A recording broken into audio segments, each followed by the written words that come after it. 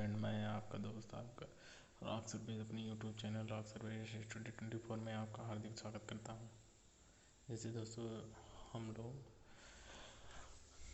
Question number 43 थे और आपसे पूछा था किस कौन सी नदी भारत और पाकिस्तान के जल समझौता हुआ है, तो वह सिंध नदी था। और इसी के साथ हम ज़्यादा करके नहीं, आज के वीडियो में हमने थोड़ा एक्स्ट्रा क्वेश्चन बढ़ाया है, तो इसीलिए आज थोड़ा जल्दी वीडियो स्टार्ट होगी। तो 243 क्वेश्चन, सिंध समझौते के अनुसार भारत सिंध नदी के कितने प्रतिशत जल का प्रयोग कर सकता है, तो वह कितने प्रतिशत जल का प्रयोग कर सकता है? 20%। कौन सी नदी भारत के केवल जम्मू कश्मीर राज्य से होकर बहती है, तो वह नदी कौन सी है? हमारी सिंध नदी है। पंचगंगा तथा दूधगंगा किसकी सहायक नदी है? पंचगंगा तथा दूधगंगा किसकी सहायक नदियाँ हैं?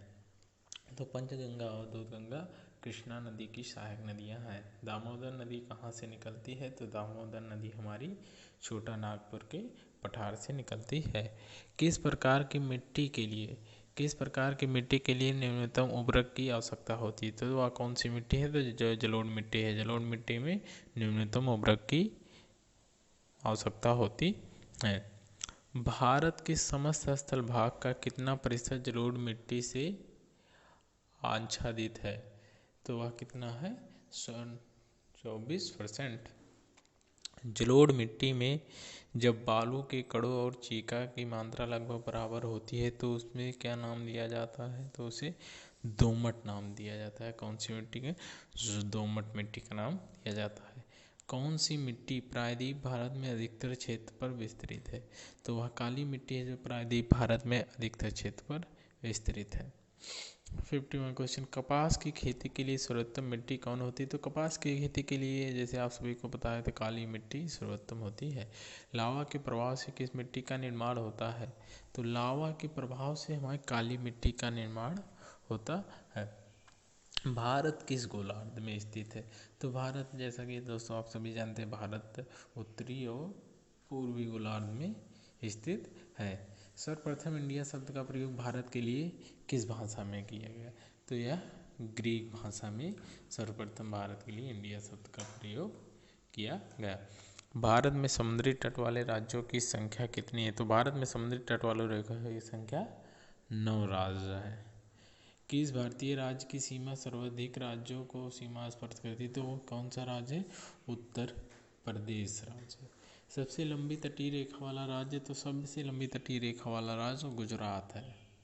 58 क्वेश्चन, भारत का सबसे दक्षिणी बिंदु निम्नलिखित में कौन सा है? तो भारत का सबसे दक्षिणी बिंदु इंदिरा पॉइंट है। उत्तरी बिंदु की बात करेगा तो ये भी आगे बताते हैं आपको क्वेश्चन में। इंदिरा पॉइंट को अन्य किस नाम से जाना जाता है? तो इंदिरा पॉइंट को अन्य नाम पार्सन पॉइंट, लाहिचिंग और पिग्मेलियन पॉइंट के नाम से जाना जाता है।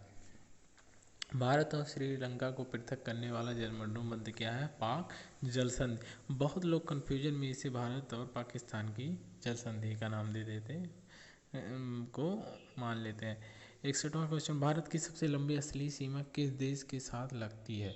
तो भारत की सबसे लंबी सीमा बांग्लादेश के साथ लगती है। भारत की सबसे छोटी स्थलीय सीमा किस देश के साथ लगती है? तो भारत की सबसे छोटी स्थलीय सीमा सबसे छोटे देश भूटान के साथ लगती है। दक्षिण भारत का सर्वोच्च पर्वत शिखर कौन है? तो दक्षिण भारत का सर्वोच्च पर्वत शिखर अनायमदी है। आर्यों ने भारत के किस दर्रे से प्रवेश किया?